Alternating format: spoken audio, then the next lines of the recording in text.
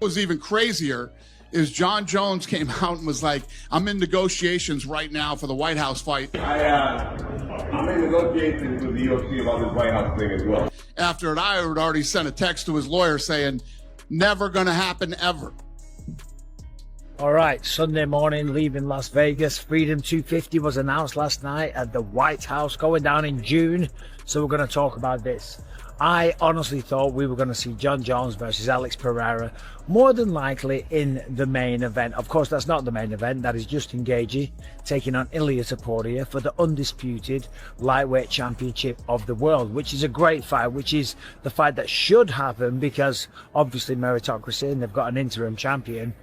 There was people saying that maybe Charles Oliveira or Max Holloway could have gazumped Justin, maybe if they had an insane performance. I'll say this, Charles Oliveira had an insane performance. Just heard that initial surprise, that moment of disbelief, the expectation that was built up and then completely shattered.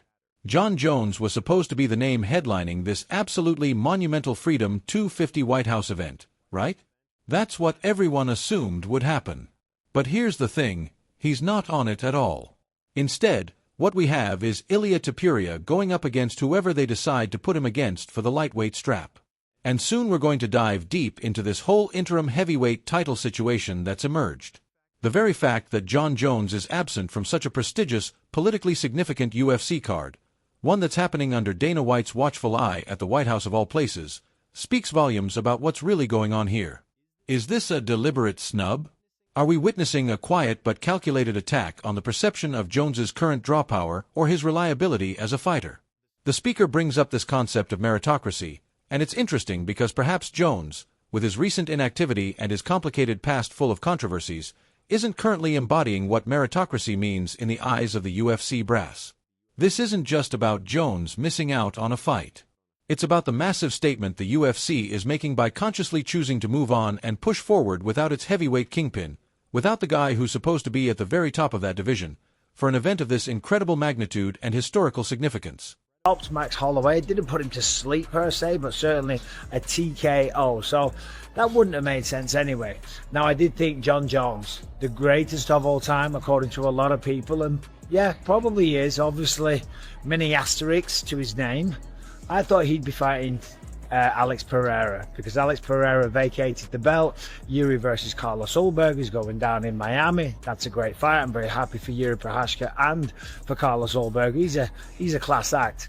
It's crystal clear that the expectation level was sky high for John Jones to grace this historic White House event with his presence, especially if it meant facing off against a legitimate star like Alex Pereira in what would have been an absolutely massive super fight. But the host here really highlights and emphasizes all those many asterisks that are attached to Jones's name at this point in his career. And it's a subtle jab that actually reflects a much broader sentiment that's been brewing within the entire MMA community for quite some time now. For Dana White and the UFC organization as a whole, when you're putting together a marquee event of this caliber, and we're talking about a White House event here, reliability and positive optics become absolutely paramount to the success of the card. Was it Jones's complicated history? Or perhaps his ongoing contractual standoffs and the perceived games people say he's been playing behind the scenes? Was all of that just too much of a risk for a card that's specifically intended to project strength, stability, and American excellence? His exclusion from what is arguably the biggest stage the UFC has ever had access to only further fuels the narrative that's been building. The idea that the UFC is not waiting around for Bones anymore, and that they're ready to move on whether he's ready or not. Now, there's an interim title going down in the heavyweight division. Tom Aspinall, obviously. He's been on the sidelines for quite some time now because of Cyril Gane, because of the double eye poke that he enjoyed and suffered at in UFC 321 in Abu Dhabi, right? He's on the sidelines, he's coming back, he just signed with Eddie Hearn. I gave my thoughts on that the other day. Wasn't being critical of Tom in any way. I wish him nothing but the best, and I want to see Tom Aspinall back in the cage doing what he does best. But I can't help but think that Eddie Hearn's kind of playing games here, but we'll see. I talked about that before.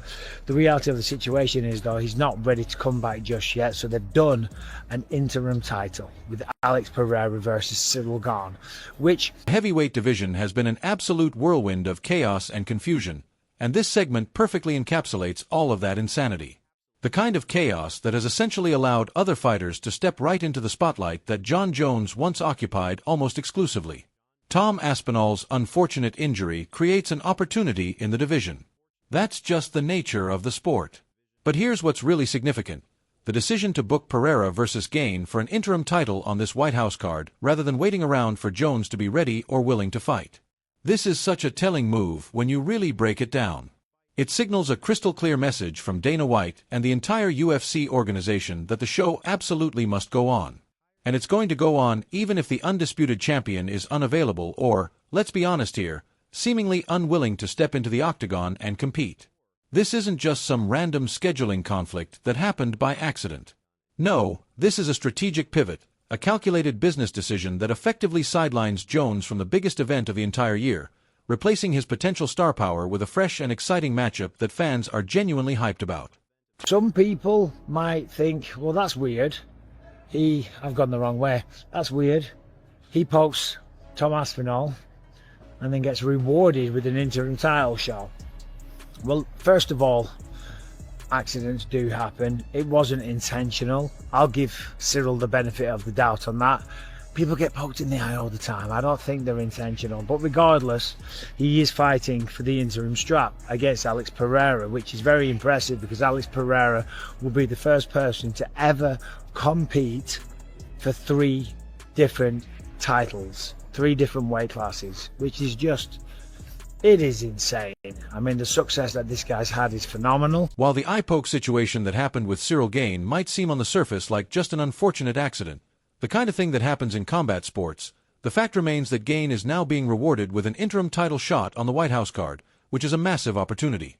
This decision, which ultimately came down with Dana White's approval and blessing, speaks absolute volumes about what the UFC's real priorities are right now. They've made the conscious choice to opt for a compelling storyline with Alex Pereira's historic pursuit of a 3-division title bid. And in doing so, they're demonstrating a clear willingness to create new stars and build fresh narratives rather than cling to the older ones or wait indefinitely for a legend who may or may not be ready. For Jon Jones specifically, seeing the heavyweight division actively moving forward without him, and especially watching a high-stakes, record-breaking fight that could make history headlining a presidential event, has to feel like a stark reminder that his time at the very top of the sport, that position of being absolutely irreplaceable, might slowly be slipping away as the UFC continues to make strategic moves that directly impact his reign and his legacy.